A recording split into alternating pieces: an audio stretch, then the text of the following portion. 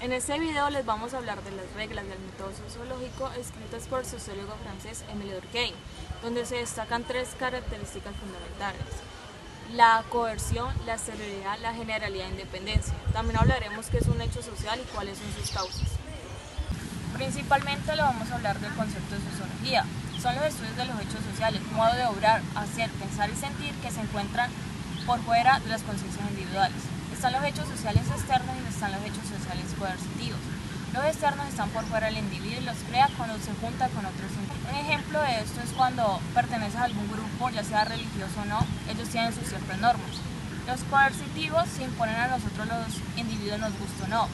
Un ejemplo de esto es cuando a un niño le quieren enseñar buenos modales y a él le gusta o no, se tiene que aprender esos buenos modales. Aquí hay un poder coercitivo e imperativo. Exterioridad. Son hechos sociales que se diferencian entre los individuos por su creencia, cultura y su historia. Se divide en social, burocrático e inerte. Social. Definido por la diferencia entre individuo-niño y la sociedad que le transmite su determinación histórico-cultural, esencialmente en el medio familiar y el escolar. Burocrático.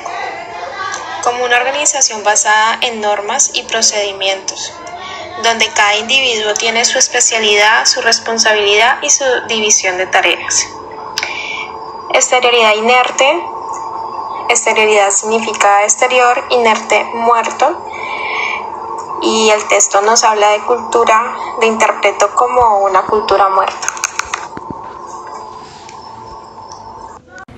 La exterioridad de los hechos sociales ayuda a diferenciar entre los fenómenos psíquicos y los hechos sociales en sí. Los fenómenos psíquicos es cuando uno habla, actúa pensando que es bajo su propia voluntad, pero en realidad es bajo el carácter coercitivo, aprendido y desarrollado a través del aprendizaje del ser humano desde su infancia.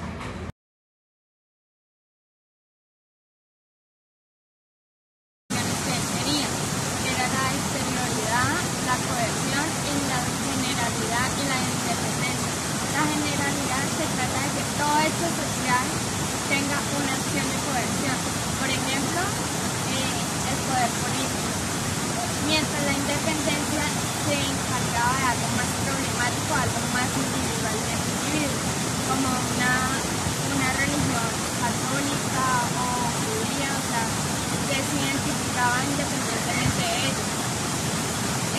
La sociedad lo veían como el lugar donde se hacían los hechos, y para que hubiera unos hechos son acciones sociales, que es donde el individuo se podría ver como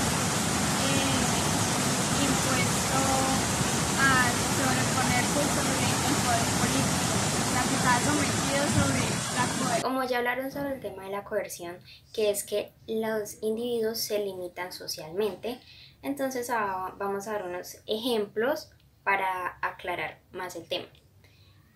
En la religión, cuando una persona te dice que no puedes escuchar cierto tipo de canción porque simplemente perteneces a algo satánico o porque simplemente le estás fallando a lo que escogiste como religión.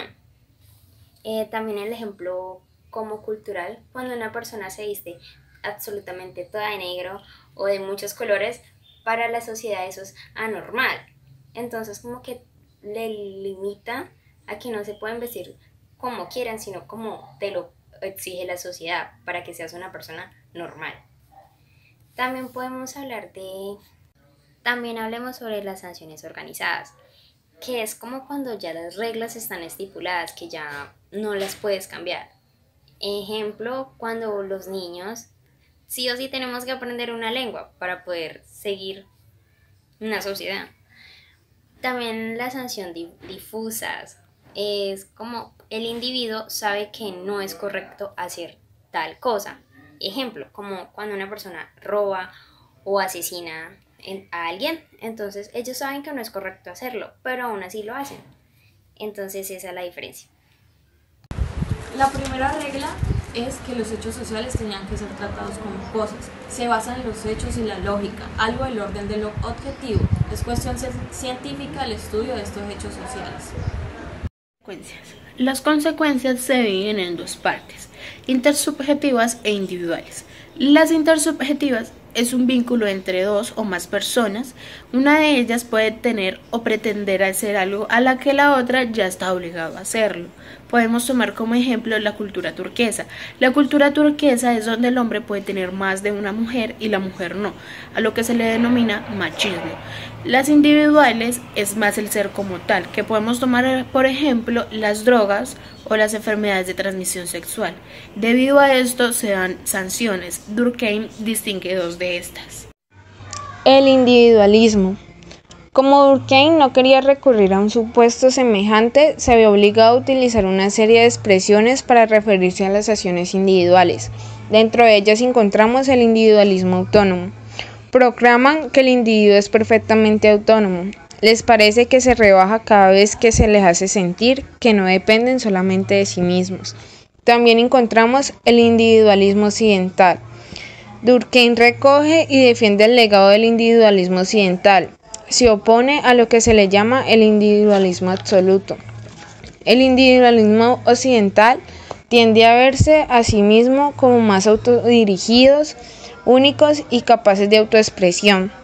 También encontramos el individualismo absoluto, que vendría siendo lo que se refiere a la fijación del yo y nada más que yo, es decir, no importa nada ni nada más en el mundo que yo. Es una persona individualista en lo absoluto y esto puede llegar a que la persona se vuelva un poco egocéntrica.